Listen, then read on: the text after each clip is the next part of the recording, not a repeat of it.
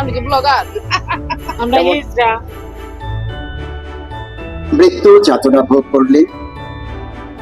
প্রিয় বন্ধুরা, আজকের আমার এই ভিডিওটি একটি ব্যতিক্রম ধর্মী একটি ভিডিও। আজকে আমি এসেছি যীশু খ্রিস্টের জন্মদিন, বড়দিনকে কেন্দ্র করে আমি একটি চার্চে এসেছি এবং আপনাদেরকে আমি দেখানোর চেষ্টা করবো যে পুরো জায়গাটি।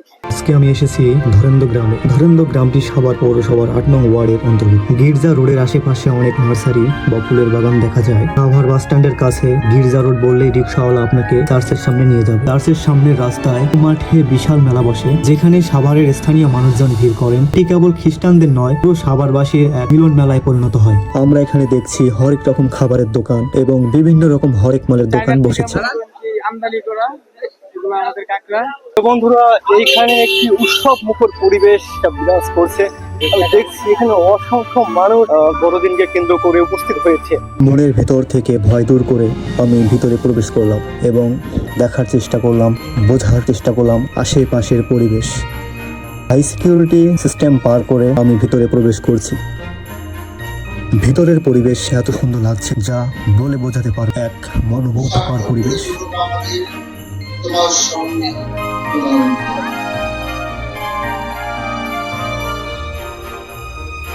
আমি দেখছি এখানে প্রার্থনা সভা অনুষ্ঠিত হচ্ছে। ছোট বড় বয়োজ্যেষ্ঠ সকল ব্যক্তি তাদের নিজ নিজ ধর্মীয় রীতিনীতি অনুসরণ করে প্রার্থনায় অংশগ্রহণ করেছে।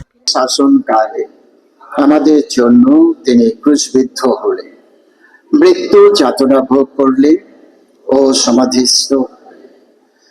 ধরেন্দ্র চার্চের কবরস্থানটি অত্যন্ত পরিষ্কার পরিচ্ছন্ন। এখানে সমাধিগুলো সাধারণত সারি সারি এবং সুবিন্যস্ত ভাবে সাজানো থাকে। খ্রিস্টীয় রীতি অনুযায়ী প্রতিটি কবরের উপর পাথর বা মার্বেল দিয়ে বাঁধানো থাকে এবং তার উপর একটি ক্রস স্থাপন করা হয়। প্রতিটি সমাধিতে একটি করে ফলক থাকে, যেখানে মৃত ব্যক্তির নাম, জন্ম তারিখ এবং মৃত্যু তারিখ খোদাই করা থাকে। অনেক সময় বাইবেলের কোনো পবিত্র বাণী বা প্রিয়জনের উদ্দেশ্যে ছোট কোনো স্মৃতিবার্তাও সেখানে লেখা থাকে।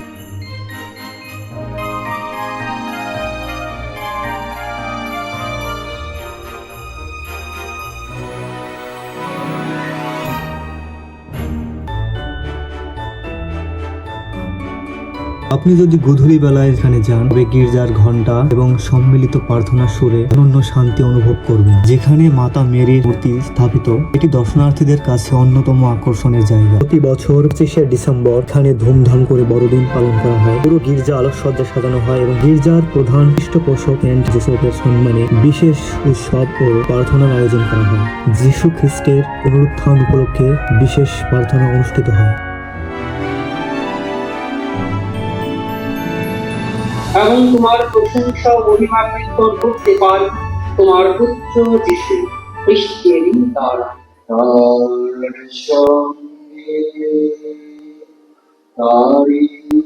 ভিতরের পরিবেশ যেন আতর, আগরবাতি আর গোলাপের সুবাসে মই মই করছে।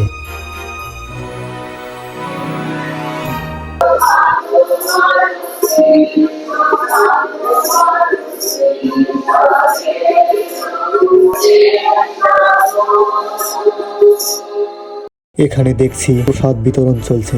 সবাই প্রসাদ গ্রহণের জন্য সারিবদ্ধ হয়ে ফাদারের নিকট অগ্রসর হচ্ছে।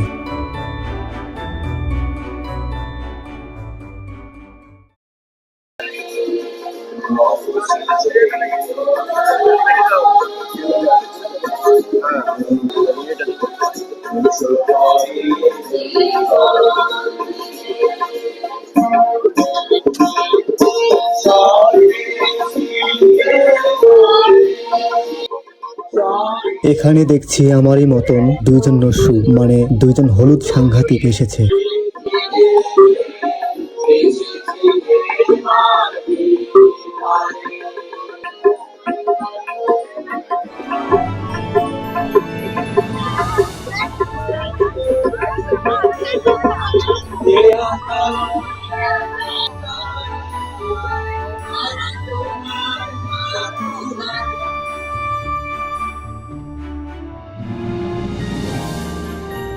আমি কি ব্লগার?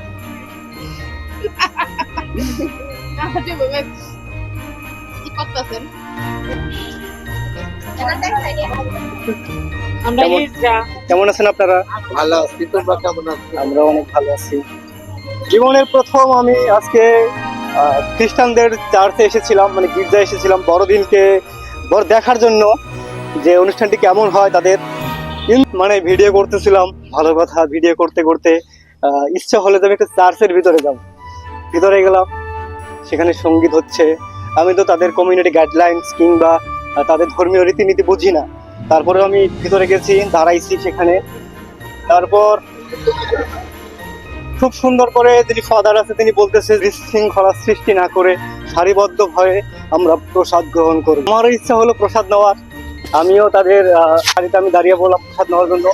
ঠিক যখন আমি ফাদারের সামনে গিয়ে দাঁড়িয়েছি, তো ফাদার বলতেছে যে, ফাদার আমাকে একটা কোয়েশ্চেন করছে, আমি জানি না সেই কোয়েশ্চেনটা কি, আমি আনসার দিতে পারি নাই। তারপরে আমাকে তিনি প্রসাদ দেয় নাই। তারপর আমি যখন ভিডিও করতেছি এক সুন্দরী আপু বলতেছে, একে দেখে খ্রিস্টান মনে হয় না।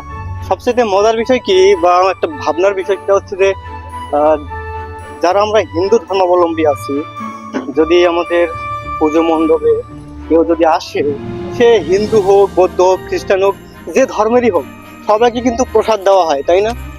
দেখবেন দেয়, কিন্তু প্রত্যেকটা মন্দিরে যদি হাত পাতা হয় প্রসাদের জন্য, অবশ্যই তাকে প্রসাদ দেওয়া হবে। কিন্তু আমি জানি না তাদের গাইডলাইন্সটা কি বা তাদের নিয়মটা কি, তাদের ধর্মের রীতিনীতি সম্পর্কে তো আমি কিছু বুঝি না। এই গ্রামের প্রায় 250 ঘরের মতন আছে, 250 পরিবারের মতো আছে যারা হচ্ছে খ্রিস্ট ধর্মাবলম্বী, আর অন্যান্য মানে 100-150 এরকম ভাবে হচ্ছে মুসলিম পরিবার বা অন্যান্য ধর্মাবলম্বী। বন্ধুরা, নতুন নতুন ভিডিও পেতে আমার এই চ্যানেলটি সাবস্ক্রাইব করে পাশে থাকুন। ধন্যবাদ সবাইকে। দেখা হবে নতুন কোনো ভিডিওতে, নতুন কোনো বিষয় নিয়ে।